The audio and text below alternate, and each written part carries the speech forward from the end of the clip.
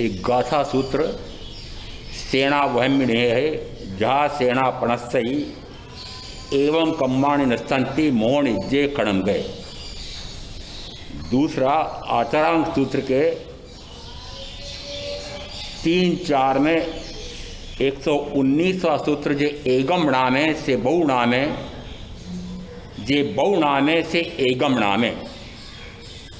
यदि सेनापति ही शत्रु के समक्ष, राजा ही शत्रु के समक्ष यदि समर्पण कर देता है तो उसी के बल पर लड़ने वाली सेना भी समर्पित हो जाती है। उसी प्रकार से 8 कर्मों में मोहनी कर्म इनका राजा है।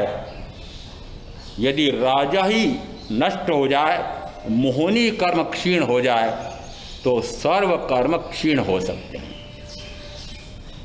जो एक को नमा देता है, एक को खपा देता है, एक का क्षय कर देता है, वह सबको नमा देता है, खपा देता है, क्षय कर देता है। ऐसा दूसरा सूत्र है।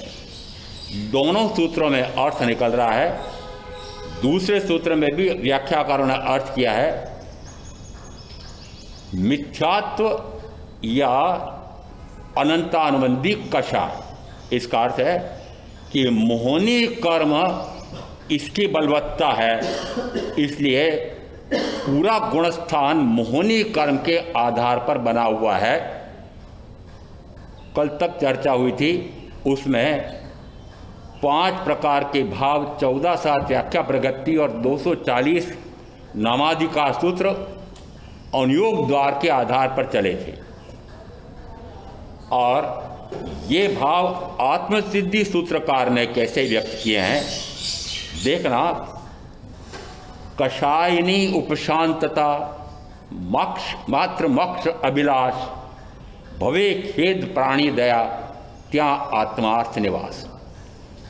प्रारंभिक भूमिका में वे कहते हैं प्रथमतः केवली प्रज्ञप्त वाणी श्रवण करने का जो पात्र है वह कैसा होना चाहिए। जीवाभिगम सूत्र में प्रारंभ के उपोद्घात में व्याख्याकार कहते हैं केवली परमात्मा की वाणी सदपात्र को ही दी जाए, कुपात्र को न दी जाए। निषेध किया है। सदपात्र कौन और कुपात्र कौन? जो वाणी के अनुसार चलना तो चाहता नहीं और मात्र वाणी सुनने के लिए कुतूहलवश या किसी के कहने मात्र से आ जाता है, उसको वाणी ना सुनाई जाए। क्यों? उसके लिए मैं मुहावरे में, मेवाड़ी का मुहावरा है, राखोड़े में घी। वो पात्र नहीं है, उसको क्यों दूं? और 5 प्रकार के लब्धियों में कहां तक पहुंचे थे? कषायनी उपशांतता। देखा यहां कषाय कहे 4 प्रकार के। और लब्धियों में भी क्या आ रहा है? लब्धियों में आ रहा है दूसरी विशुद्धि लब्धि में वह कषायों को निरंतर, कषायों के रस को निरंतर घटाता जाता है। लब्धियों में आ रहा है। विशुद्धि लब्धि में इसी प्रकार के भाव है। इसका अर्थ है आत्मसिद्ध सूत्रकार इसकी पुष्टि करते हैं। कषायनी उपशांतता। फिर कहा भवे खेद प्राणी दया। कषायनी उपशांतता मात्र मोक्ष अभिलाष। यहां अभिलाषा किसकी लेकर के आए कि मुझे तो मोक्ष जाना है। क्यों जाना है वे मोक्ष? मैं जन्म मरण से घबरा गया हूं।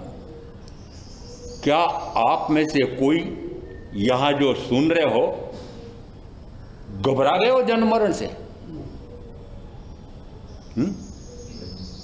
कोई जन्म मरण से घबरा कर बैठा है? यहां निशंक होकर के बैठे हैं। यदि पाप कर्म में मन वचन काया की प्रवृत्ति हो रही है तो कहां आपको पाप से, नरक से, चिरंज की गति से, ब्रह्मण से दुख है? आप तो उन्हीं 4 गतियों में भटकने का कार्य कर रहे हैं। आपको कहां भी जन्मण से मुक्ति की चाह उत्पन्न हुई है? यहां तो सूत्रकार कह रहे हैं कि जिस समय वह विशुद्धि लब्धि के बाद केवली परमात्मा की वाणी सुनता है, देशना लब्धि भी प्राप्त हो जाए, परंतु देशना लब्धि का फल कहाँ आ रहा है, वहां कहता है, वहां व्याख्या इस प्रकार की हुई है कि वह केवली प्रज्ञप्त वाणी का श्रवण करता है, साक्षात भी सुन सकता है।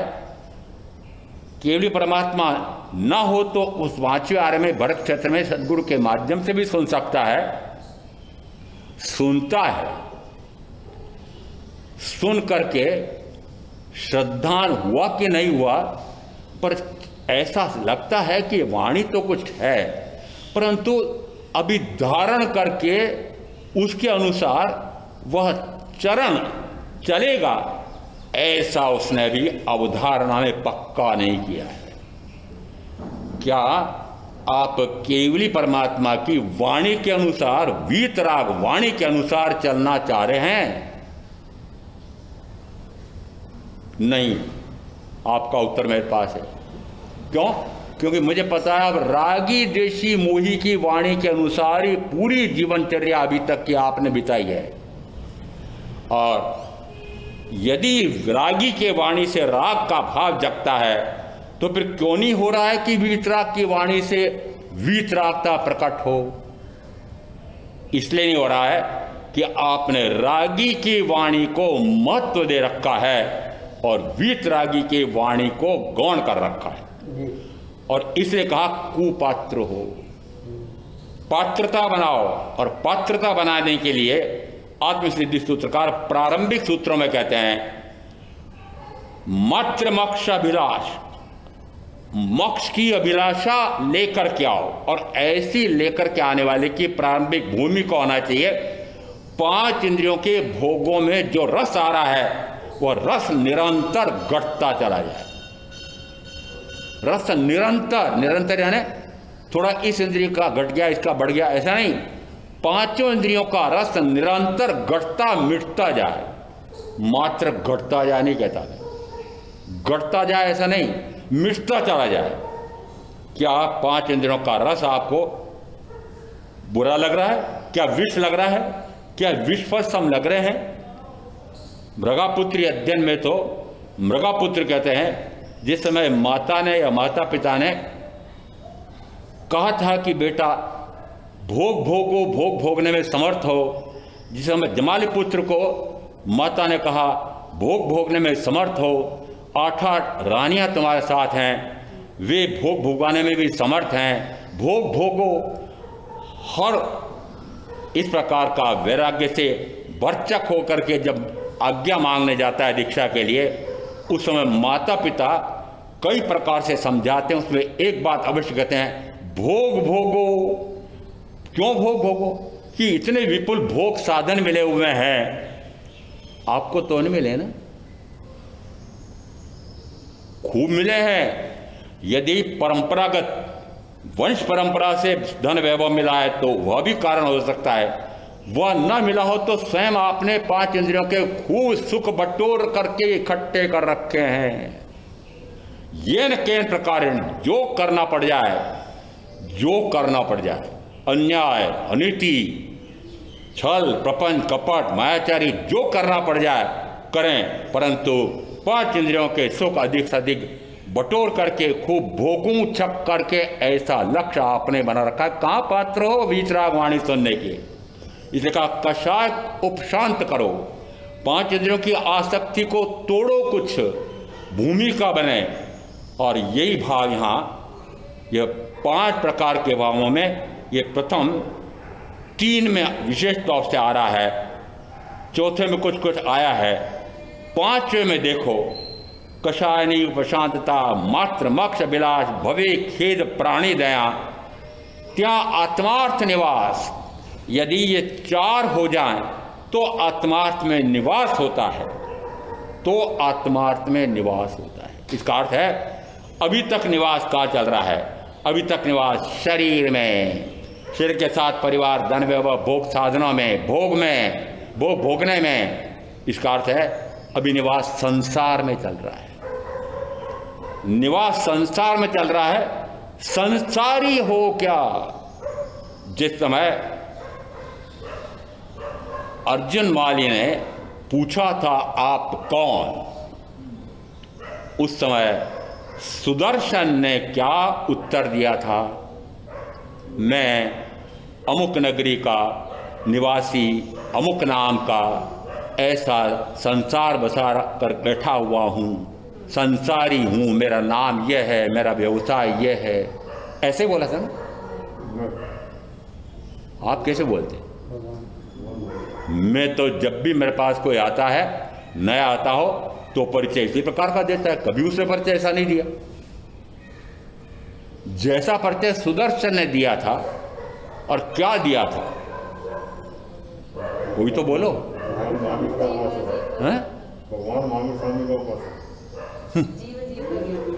नहीं था ये उत्तर। आप उपासक हो? उपासक कौन होता है? मैं जीवा जीव का जानकार, जीव और अजीव मूलतः दो, फिर इन्हीं दो के विकार से, दो के विकार में यानी जीव के विकार से कारण वर्णा का पुद्गल विकृत होता है, ज्ञानावरणादि द्रव्य का रूप में विकृत हुआ, और फिर वह ज्ञानावरणादि कर्म पुनः इस जीव को विकार में ले जाता है, परंतु मूलतः तो आत्मा का ही विकार का भाव, यही नौ तत्व बन रहे हैं। इसका अर्थ है जीव और अजीव दो मिलकर के ये नौ तत्व बन रहे हैं। तो उन्होंने सबसे पहले क्या कहा, मैं जीवा जीव का जानकार। उसके बाद आगे कहा जीवा जीव का मात्र जानकार नहीं, तीर्थंकर महावीर का उपासक का श्रमणोपासक हूं। श्रमण जैसी चर्या करते हैं, उपासना आत्मा की करते हैं, वैसा मैं भी उनका उपासक हूं, यह उत्तर दिया था। और उसकी भूमिका कैसी होनी, त्या आत्मार्थ निवास भवे खेद प्राणी दया। प्रारंभिक भूमिका में तो यह आया था, और आत्मसिद्धि के उपसंवार में वापस एक आया है, कषायनी उपशांतता, मात्र मोक्ष अभिलाष। अंतर बताओ दीपिका बहन। भवे खेद,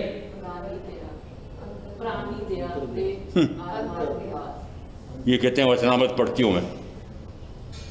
भवे खेद अंतर दया, कल ही बोला था। भवे खेद अंतर दया त्या आत्मार्थ निवास। अंतर दया का क्या अर्थ, अपने आप पर दया करो, पर दूसरे पर तो बहुत दया की। दूसरे के द्रव्य प्राण, 10 प्राण कहो कि 4 न्यूनतम और 10 अधिकतम, यदि ये दूसरे जीवों के 10 प्राणों की रक्षा की हो, उनकी हिंसा विराधना नहीं की हो, उसे तो सामान्य पुण्य, सामान्य अहिंसा कहा है। वस्तुतः अपने भाव प्राणों की दया आती है क्या? मेरे भाव प्राण कौन से? अपने आप पर दया करने का अर्थ क्या हुआ? मैं भी तो एक जीव हूं, मैं भी तो अनंत काल हो गया है, जन्म मरण जन्म मरण जन्म मरण करता आ रहा हूं। और फिर उत्तराजन सूत्रकार कहते हैं जन्मम दुखम जरा दुखम रोगाणी मरणाणी अहो दुखो संसारो जत्त किसंति जंतवो, कि जन्म और मरण यही दुख है। बीच में और 2 आए हैं। इसका अर्थ है कि बीच में 2 नहीं, हजारों हैं आपके तो, परंतु मूल में वो हजारों दुख आपको वर्तमान में जो प्राप्त हो रहे हैं, उनके लिए भागे चले जा रहे हो। नवकार महामंत्र का मंत्र बना करके जाप कर रहे हो। भक्तामर के 48 श्लोक ऊपर नीचे न जाने क्या क्या लाभ लिखे हुए हैं। ये करो तो ये लाभ हो जाएगा, ये करो तो यहाँ नहीं टल जाएगी, रोग शोक दुख ये सब मिट जाएंगे। न जाने क्या क्या उसक घर में क्या, और न जाने कहाँ कहाँ तंत्र से, मंत्र से, यंत्र से, ये बीच में जितने आपके जन्म और मरण के बीच में जितने दुख आ रहे हैं, उन दुखों को मिटाने के लिए मर खपरे हो। जन्म मरण के दुख को मिटाने के लिए कोई भी तैयार हो। जन्म मरण के दुख को मिटाना हो तो जन्म और मरण किससे होता है? तो मात्र शुभ और अशुभ से। और इसलिए कहा भवे खेद अंतर दया। यदि अंतर में अपने आप पर दया आ गई हो तो अब तो में यहां 5वीं लब्धि जो कही गई है पांचवी लब्धि में, करण लब्धि, कि चार यदि इस प्रकार की हो जाए, क्षय क्षमेक, दूसरी कही विशुद्धि, तीसरी देशना, चौथी प्रायोग्य, और प्रायोग्य में वह कर्मों के रस की तीव्रता को घटाते घटाते, काल को घटाते घटाते कितना कर देता है कि अंत कोटा कोटि तक का कर देता है, इतना कम रह गया है, और अब उसको भी क्षीण करने के लिए वह तत्पर हुआ है। ये चार लब्धियां जब प्रकट हो जाती है तो पांचवी वह कुछ करना चाहता है, कुछ करने का संकल्प किया है कि अब मुझे जन्म मरण से मुक्त होना है। तो करण लब्धि में फिर सूत्रकार तीन भेद करते हैं। पहला,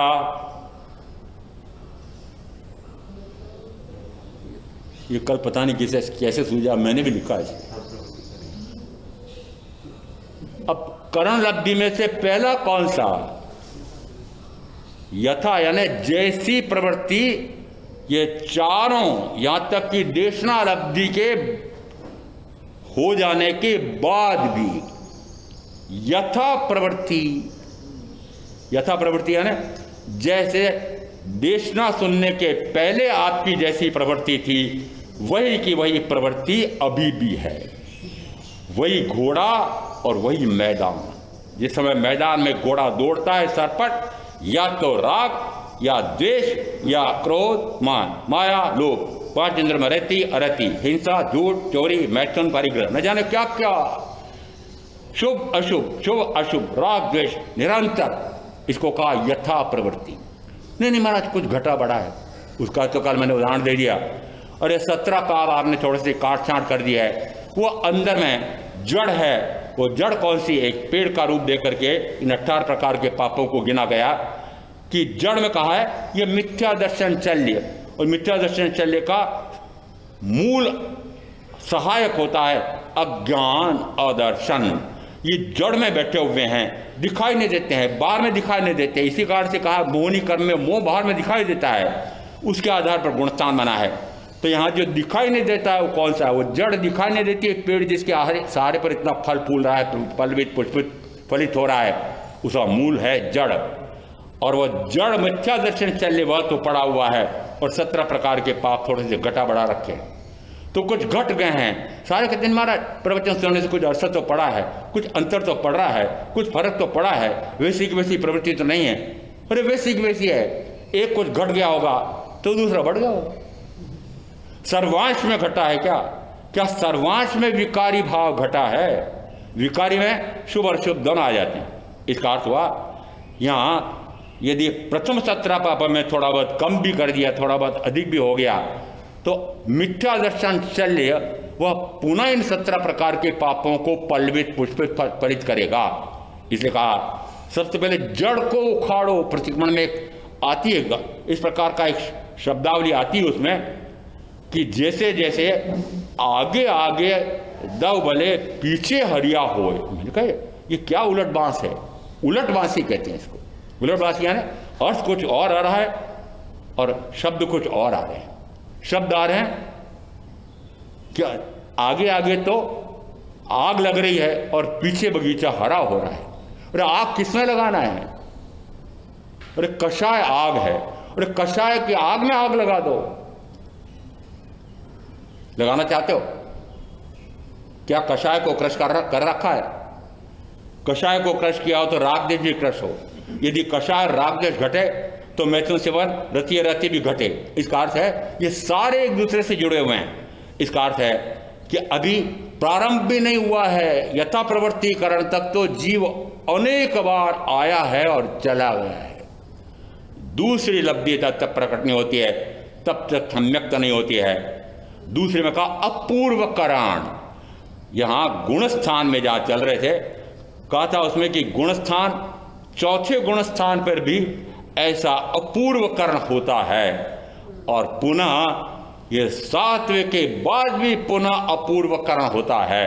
और अपूर्व का अर्थ होता है कि जो पहले कभी नहीं हुआ। अपूर्व का अर्थ यही है।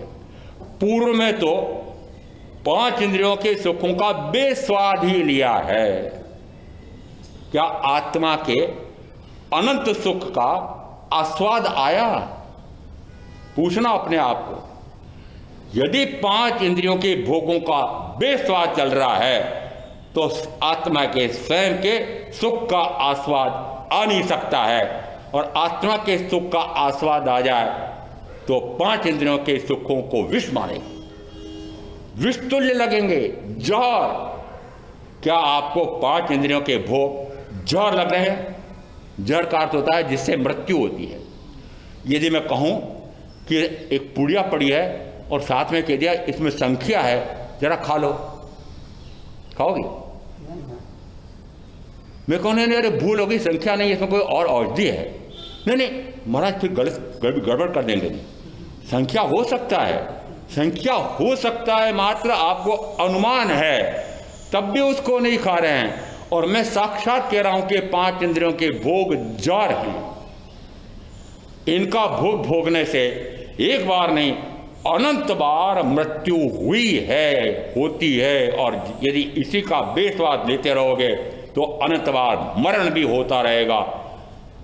निश्चित मानना कि जब तक इंद्रिय विषयों का बेस्वाद नहीं छूटता है तब तक आत्मा का अपूर्व आनंद का आस्वाद नहीं आता है। या आत्मा का अपूर्व आनंद का आस्वाद आता है, उस समय कहा जाता है चौथा गुण स्थान है। आपने चौथे को बड़ा आसान मान रखा है, बड़ा आसान है, मर गए दूसरे दिन चौथा। ये चौथा आपको इतना याद रहता है, ये चौथा तो आपको बहुत अच्छा याद रहता है। उस चौथे में दूर दूर के सगे संबंधी, ये तो कोरोना ने किया है कि सब बंद हो गए, कोरोना का प्रताप मानो कि कितना खर्चा बच गया। परंतु यदि कोरोना नहीं हो तो देखो, यदि 4 पीढ़ी वाला कोई मरा है, परदादा, ओ 4 पीढ़ी के जितने सगे संबंधी होंगे, ऐसा लगता है भीड़ लगी है स्थानक में। मैंने कहा भीड़ लगी है, ऐसे कौन महाराज आए हैं कि वहाँ ठसा ठस भरा पड़ा है भाई बहनों से, न जाने कहाँ के गाँवों के, शहरों के, बड़े शहरों के, नगरों के, बताए कहाँ के लोग आए हैं। अरे ऐसे कौन महाराज आए? अरे ऐसे महाराज नहीं आए, कोई चौथा है। ऐसे कोई महाराज, मुझे पता है महाराज ऊपर बैठे हों और देखो नीचे इतनी भीड़ है, ऊपर आने वाले कोई गिनती के होंगे। किसको महत्व दिया आपने?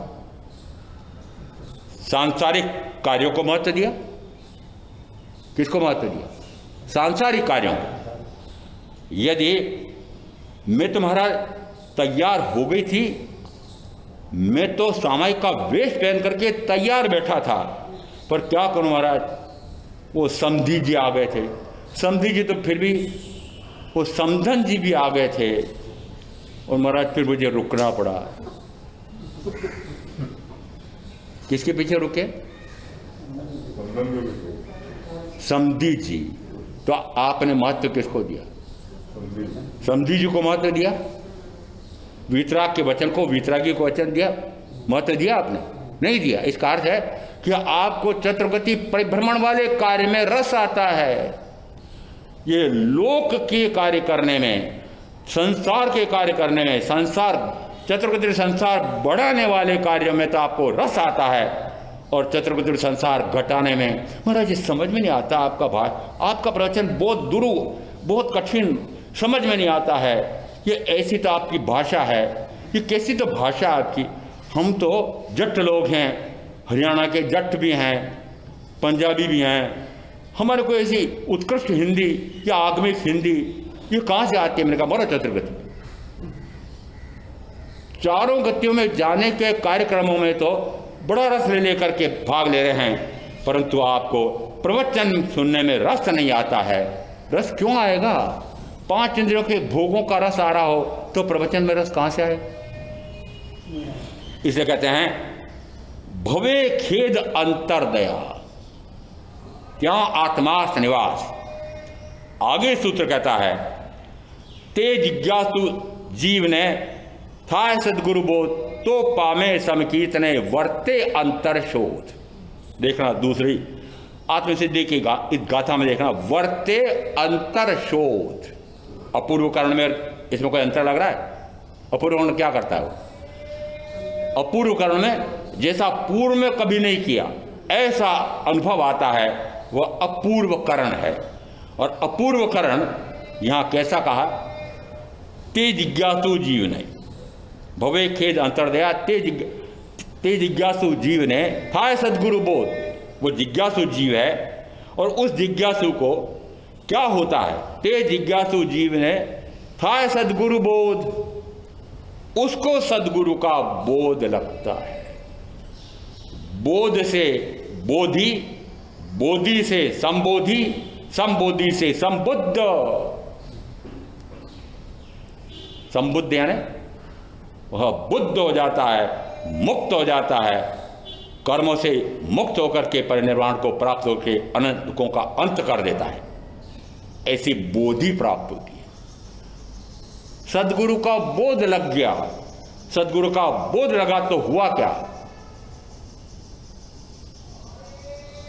आगे बोलो।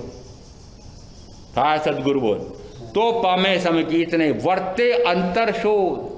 अंतर शोधन करता है। अंतर शोधन है अपने अंदर के विकारी भावों का शोधन प्रारंभ हो जाता है। विकारी भाव का शोधन, शोधन है क्या? शुद्धिकरण। अब वो विकार से निर्विकार अवस्था को प्रकट करने का पुरुषार्थ प्रारंभ करता है। अपूर्व आनंद का आस्वाद आता है। एक बार यदि अपूर्व आनंद का आस्वाद आता है तो तीसरी करण लब्धि में आ रहा है अनिवृत्तिकरण। अनिवृत्ति ये गुणस्थान में नियट्टी बादर गुणस्थान और अनियट्टी बादर गुणस्थान आ रहा है। यहां पर अनियट्टी में और यहां पर देखना, यहां पर वह निवृत्त नहीं होना चाहता है। किससे निवृत्त नहीं होना चाहता है? कि जो अपूर्व आनंद का आस्वाद आ रहा है उससे अब गिरना नहीं चाहता है। उसी आनंद में मग्न रहना चाहता है। उसी आनंद में मग्न रहना चाहता है। वर्ते अंतर शोध। मत दर्शन आग्रह तजी वर्ते सदगुरु लक्ष्य। मत दर्शन आग्रह तजी। प्रथम तक कहा मत, पंथ, संप्रदाय, उनके आग्रह, हटाग्रह, मताग्रह, कदाग्रह, संप्रदाय का आग्रह, आमना का आग्रह, मेरा अपने आप का मत ऐसा है, धारणा। मत दर्शन आग्रह तजी वर्ते सदगुरु लक्ष्य। सदगुरु ने जैसा लक्ष्य बताया है वैसा ही वह वर्तन करता है। और चातुर्मास लगने के समय से मैंने कहा था कि अभी तक तो भोग लक्ष्य हो रहे थे, अब यदि यहां आ रहे हो तो मोक्ष का लक्ष्य करके बैठो तो बैठो, मत नहीं तो मत बैठो। मोक्ष लक्ष्य ही यहां पर कुछ प्राप्त आएगा, भोग लक्ष्य को यहां कुछ नहीं मिलेगा। भोगी भोग लक्ष्य करा सकते हैं, भोगी के प्रवचन हो सकते हैं इस प्रकार के कि भोग में वृद्धि हो जाए आपकी। क्यों? क्योंकि तंत्र से, मंत्र से, यंत्र से, लब्धि से, चमत्कार से, नवकार मंत्र के चमत्कार से, वक्तामर के श्लोक के चमत्कार से आपके रोग, शोक, दुख, दर्द बढ़ जाते हैं, पांच इंद्रियों के सुख बढ़ जाते हैं। भोगी कौन सा उपदेश दे रहा है? कौन सा मंत्र बता रहा है कि पांच इंद्रियों के भोग प्रचुर मिलते रहे? तुमको दुख बहुत है ना, बेटा नहीं हुआ है ना, व्यापार अच्छा नहीं चल रहा ना, तुम ये मंत्र पढ़ो, ये मंत्र पढ़ो। ये ऐसा जो सलाह देने वाले हैं, ऐसे सलाह देने वाले क्या है? संयमी, संयमी है, सर्ववृत्ति संयमी, भगवान महावीर के उपासक, शमणोपासक, श्रमण है। भोगी, भोगी इसलिए कहता हूं कि जो तंत्र मंत्र, यंत्र, आदि, चमत्कार, ज्योतिष, उसके आधार पर जो जो कर रहे हैं वे पुनः उसके माध्यम से धन एकत्रित कर रहे हैं और धन एकत्रित करके ऐशो आराम से रहने के लिए मठ बना रहे हैं। क्या महावीर के संयम में ऐसे मठाधीश होते हैं? मठ बना रहे। और मत कहो कि आप नहीं जानते हो, आपको पता है कि अमुक साधु का अमुक स्थान वह उनका मठ। दिल्ली वासियों को तो पता है कि कितने ऐसे संयमी साधु साध्वी हैं कि जिनके दिल्ली में न जाने कितने मठ हैं। वो कहां से आए मठ? वो मठ कैसे बने? यहां तक सुना मैंने तो कि करोड़ों के मठ हैं। वो कहां से आए? ये तंत्र से, मंत्र से, यंत्र से, लब्धि से, चमत्कार से, ज्योतिष से। अरे धर्म स्थान में दुकानें लगा के बैठे हुए हो, पैसा कमा रहे हो, संयमी हो। वाक श्रमण, पाप श्रमण नहीं, श्रमण का वेश है, इस कारण से श्रमण के साथ में पाप है। पापी ये तंत्र और मंत्र यंत्र भागे जाते हो। यदि मैं कल से यहाँ पर ये भक्तामर के श्लोक मैंने सुना भी कि महाराज जो कोरोना रोग कैसे मिटे, इसके लिए भी साधु साधियों ने शुरू कर दिया है कि भक्तामर का अमुक श्लोक ऐसा ऐसा करो तो ऐसा हो जाता है, और वो जलोदर रोग हो जा, ओहो ऐसा श्लोक आया हुआ है कि जिसके जलोदर का रोग हो रहा है और अंग उपांग इस प्रकार से इतने अंगहीन हो गए हैं, ऐसा भी यदि हे तीर्थंकर शिवदेव तीर्थंकर परमात्मा आपकी पग रज ले तो वह भी कामदेव जैसा वनिक, ऐसा कामदेव जैसा बन जाएगा, कामदेवी जैसी बन जाएगी।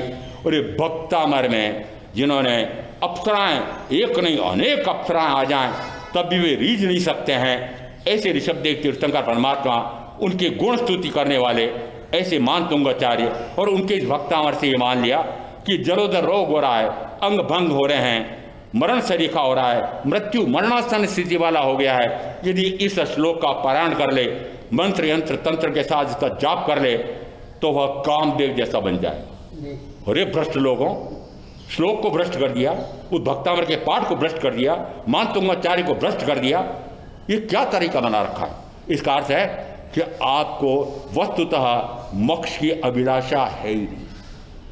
आप चतुर्विध संसार मेरा अच्छा चलता रहे, 5 इंद्रियों के भोग सुख साधन अच्छे मिलते रहें, मूल में रोग शोक दुख दारिद्र्य, क्या ये मिटाने के लिए ये पंच परमेष्टि है? क्या ये मिटाने के लिए आचार्य हैं? क्या ये मिटाने के लिए उपसर्गर है? क्या ये मिटाने के लिए भक्तामर है? ऐसा कोई श्लोक है? अपने सारे आसन में देखो भरा पड़ा मिलेगा, वो नीचे भी कोई पुस्तकें हाथ पड़ी थी उसमें वो भी है, उसमें क्या नाम होता है? मंगलवाणी। क्या मंगलवाणी, हर सामायिक वाले वेश के उसके आसन में मंगलवाणी अवश्य मिलेगी। भ्रष्ट लोग जैसे बताने वाले और जैसे उसी प्रकार से तंत्र मंत्र साधने वाले और उसी प्रकार का जाप करके ये कोरोना रोग मिटाने वाले, उपदेश देने वाले, सारे भ्रष्ट। देखो जिस समय अपूर्वकरण होता है तो अपूर्वकरण होता है, उस समय अपूर्व आत्मिक आनंद का आस्वाद आता है, उस समय उस आस्वाद को छोड़ करके पुनः 5 इंद्रियों के भोग का स्वाद लेना नहीं जाना चाहता है। फिर क्या करता है? अनिवृत्त। जिस समय वह अनिवृत्तीकरण करता है उस समय कहा जाता है कि राग द्वेष की वह निविड़ गांठ को तोड़ करके सम्यक तो प्रकट कर लेता है, प्राप्त कर लेता है। वो निविड़ गांठ क्या होती है? कभी गन्ना खाया हो, कहां से खाया होगा? उसके लिए गंडेरी बना दे, गंडेरी बना करके गंडेरी के भी 4 टुकड़े कर दे तो आपको चबाने के, आपके बच्चों को चबाने के सामर्थ्य नहीं है। और मुझे तो याद है कि कड़ी गांठ आ जाती थी तब भी उसको दांत से छील करके खा लेते थे। ऐसी कहा उसको, वो निविड़ गांठ। निविड़ गांठ यानी राग द्वेषादि ग्रंथियों को कितना कट्ठा बांध रखा है। कब से बांध रहे हो? अनंत काल से बांध रहे हो। और इस भाव में जिसने जितना आयुष का काल पूरा कर दिया है, क्या राग द्वेष से रहित रहे हो?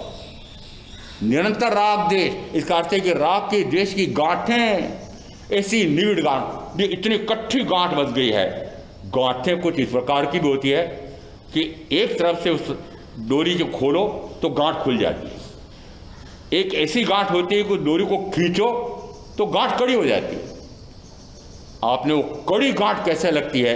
ये राग द्वेष की कड़ी गांठ आपकी ऐसी है कि जैसे जैसे उस डोरी को खींचते हैं राग या द्वेष, उसकी गांठ वो निविड़ होती जाती है। निविड़ का अर्थ क्या हुआ? गांठ कट्ठी। वीरानुबंध कितना भयंकर, ओहो इतना वैर। यदि भाई भाई के बीच में वैर पड़ जाए तो कहते हैं भाई जैसा भाई नहीं और भाई जैसा शत्रु रही। वो भाई बैठे हो तो क्षमा करना, भाई इतने प्रेम से रहने वाले, वे ही जिस समय जरा सा भी कोई बिगाड़ होता है और जिस समय टूट करके अलग अलग होते हैं, शत्रु, उससे बड़ा शत्रु और कोई नहीं हो सकता है। ऐसे आपके वैर की गांठ होती है। ये राग और द्वेष की गांठें आपने इसी प्रकार की बांध रखी है, ये टूट नहीं रही है। इसका अर्थ है कि अभी आप यथा प्रवृत्तिकरण तक ही अटके हुए हैं। सूत्रकार तो यहां तक कहते हैं कि कहां तक पहुंच जाना है आपको। गुण स्थान में देखें कि चौथे गुण स्थान पर जब आता है जी, उसमें वह 7 मोहिनीकरण की उप प्रकृतियों का क्षय करता है। जिसमें क्षय करता है तो क्षयिक सम्यक दर्शन और क्षयिक केवल ज्ञान तक प्रकट हो जाता है। जिसमें उनका उपशम करता है, सत्ता में तो पड़े रह जाते हैं, परंतु इन 7 कर्म प्रकृतियों का उपशम करता है, इनको उदयावस्था रहित कर देता है, काल टाल देता है, या कहो कि वह अब उदय में आए हुए हैं, इनका तो उपशमन कर देता है, उदय में आते जाएंगे उनका उपशमन करता जाएगा, परंतु सत्ता में पड़े रह जाते हैं। ऐसा यह औपशमिक सम्यक्त है। जिस समय वह क्षयिक सम्यक्त लेकर के आगे बढ़ता है तो फिर अगली चोक कषाय को भेद करने के लिए कहा कि एक अपेक्षा से क्रोध, मान, माया और लोभ। फिर अब ये 4 कषायों को वापस भेद करते हैं, 25 होते हैं। 3 दर्शन मोहिनी की, मिथ्यात्व मोहिनी, मिश्र मोहिनी, सम्यक्त मोहिनी, और 25 कषाय मोहिनी करके, चारित्र मोहिनी करके। 25 कषाय में 16 कषाय अनंतानुबंधी 1, आगे लगूंगा अनंतानुबंधी चोक, फिर अप्रत्याखानामणि चोक, फिर प्रत्याखानामणि चोक, फिर संजलन चोक 16। उसके बाद हास्य, रति, अरति, भय, शोक, जुगुप्सा 6 के साथ फिर वेद एक भाव में एक ही प्रकार का होता है, परंतु फिर भी अपेक्षा से पुरुष वेद, स्त्री वेद, नपुंसक वेद 9 और 16 25 हो गए कषाय के भेद। अब यहां कषाय को क्रश करता हुआ आगे बढ़ रहा है। भाव में आया है यहां 5 प्रकार की लब्धियों में भी किस प्रकार से कषाय को क्रश करता जा रहा है, 5 प्रकार के भावों में भी किस प्रकार से वह पूर्णतः इन 7 प्रकृतियों का अभाव कर रहा है। तो जो अभाव, पूर्णतः अभाव करता हुआ जा रहा है, वो जिस समय आगे बढ़ेगा उस समय क्या करेगा कि आगे बढ़ेगा उस समय चौथे से सीधा छलांग लगाता है 7वें में। नहीं महाराज ऐसा नहीं है। मैंने कहा फिर कैसा है? नहीं महाराज वो 2 धर्म बताए ना महाराज भगवान ने तो। अच्छा, मैंने कहा कौन से 2 धर्म बताए भाई? वो महाराज आगार धर्म। मैंने कहा आगार धर्म बताया? महावीर ने बताया? झूठ। महावीर ने एक धर्म बताया। धर्म एक प्रकार का है, पंथ एक प्रकार का है, लक्ष्य एक प्रकार का है। यदि लक्ष्य एक है तो ज्ञान दर्शन चारित्र या ज्ञान दर्शन चारित्र तक चारों की एक तरफ मोक्ष का मार्ग, एक ही मार्ग है, 2 नहीं है, एक ही मार्ग बताया है। इसका अर्थ है कि दूसरा मार्ग कैसे बना ये मुझे पता नहीं, परंतु यहां दीक्षित है कि जिस समय चौथे गुण स्थान पर आता है वहां से वह सीधा अप्रमत्त भाव में जाता है। वह पूर्णतः सर्ववृत्ति संयम लेता है। जब पूर्णतः संयम लेता है तो कहा जाता है एक अप्रत्याखानामणि चोक और एक प्रत्याखानामणि चोक 8 कर्म प्रकृतियों का पूर्णतः अभाव कर देता है। पूर्णतः अभाव यानी यहां अब इस प्रकार के अप्रत्याखानावर्णीय, यदि उसने अंदर में आत्मा का ज्ञान हुआ है, अंदर में आत्मा की प्रतीति रुचि दर्शन हुआ है, आत्मसात हुआ है, तत्व स्वरूप आत्मा का स्वरूप कैसा ऐसा आत्मसात हुआ है, आत्मा का पूर्व आनंद आया है, उस समय कहा जाता है आत्मज्ञान हुआ है, आत्मदर्शन हुआ है। उस समय ये अगला चोक अप्रत्याखानावर्णीय कि प्रत्याख्यान नहीं ले पा रहा था। प्रत्याख्यान कौन सा नहीं ले पा रहा था कि सर्ववृत्ति संयम, और ये प्रत्याख्यान भी द्रव्य प्रत्याख्यान भी है और भाव प्रत्याख्यान भी है। ये पिछले चातुर्मास में यहाँ जो हुआ था वो समणे नाणे विन्नाणे पच्छखाणे, वहाँ पर पच्छखाणे चौथा बोल आया हुआ है। वो चौथे बोल में क्या आया है? यदि उसने स्वस्वरूप को भी जान लिया है, पर स्वरूप को भी जान लिया है, स्वभाव को भी जान लिया है, पर भाव को भी जान लिया है, ज्ञान और ज्ञानी में अंतर देखो। वो ज्ञानी कौन होगा? ज्ञानी कौन होगा उसका उत्तरार्जन सूत्र में ज्ञान परिवान जीव कौन सा होता है तो उसमें आया हुआ है सर्वभावाभिगम को जान लेता है। सर्वभावाभिगम को जान करके वह ज्ञान, विनय, चारित्र, तप रूप संयोगों को संप्राप्त करता है और स्वस्वरूप को भी जानता है, पर स्वरूप को भी जानता है, स्वभाव को भी जानता है, पर भाव को भी जानता है, स्व समय रथ को भी जानता है, पर समय रथ को भी जानता है और दोनों को जानकर वह पर समय से पराभात को प्राप्त नहीं होता है, तब कहा जाता है वह ज्ञान संपन्न जीव है। इसका अर्थ है कि स्व समय और पर समय, स्व समय यानी स्व आत्मा, समय भी आत्मा, कि जो स्व अपने आप को भी जानता है, अपने आप के भाव स्वभाव को भी जानता है। भाव कहा इसका अर्थ है कि स्वभाव ही है, विकारी भाव को हम भाव, वो विकारी भाव है। जिस समय मैं अनादि से निर्विकार स्वभाव वाला ही हूँ, जिस समय वह इस प्रकार अपने स्वयं के निर्विकार स्वभाव में प्रविष्ट होता है, उस समय कहा जाता है, ये प्रत्याख्यान लेता है कि अब विकार नहीं करूँगा। ऐसा विकार यानी ये कषाय विकार है, ये प्रत्याख्यान नहीं ले पा रहा है। यानी यदि जान लिया है उसने कि यह तो सम्यक है, यह असम्यक है, अब ऐसा जान लिया है, ये स्वभाव है, ये परभाव है, ये परभाव पूर्ण ज्ञानावरणादि 7 प्रकार के कर्म का बंद कराने वाला है, तो परभाव का प्रत्याख्यान करता है, वस्तु का नहीं, परभाव का प्रत्याख्यान रूप प्रत्याख्यान है। ऐसा प्रत्याख्यान नहीं हो पा रहा है तो यहाँ नीचे बैठे हुए हो। जिस समय परभाव का प्रत्याख्यान करता है उस समय बाद में दिखाई देता है कि 4 अप्रत्याख्यानावर्णी, 4 प्रत्याख्यानावर्णी, ऐसे 8 कर्म प्रकृतियों का क्षय करता है और ऐसा करके वह 15 प्रकार की मोहनी कर्म की प्रकृतियों को क्षय करके और मात्र संजलन कषाय बचा है, उसको क्रश करने के लिए निरंतर पुरुषार्थ करता है। ऐसा तत्व का स्वरूप समझ करके मैं आप जो साधना करेंगे उनका अवश्य कल्याण होगा। ओम शांति। गुरुदेव के आगे चत्तारि मंगलाम अरिहंता मंगलाम सिद्धा मंगलाम साहू मंगलाम केवली प्रणतम मंगलम। चत्तारि लघुत्तमा अरिहंता लघुत्तमा सिद्धा लघुत्तमा साहू लघुत्तमा केवली प्रणतम लघुत्तमा। चत्तारि शरणपवज्जामि अरिहन्ते शरणपवज्जामि सिद्धे शरणपवज्जामि साहू शरणपवज्जामि केवली प्रणतम दम्बम शरणं पवज्जामि। 4 मंगलिक, 4 उत्तम, 4 शरणा और शरणा नहीं कोई जो भव्य प्राणी आदृत अक्षय अमर पद।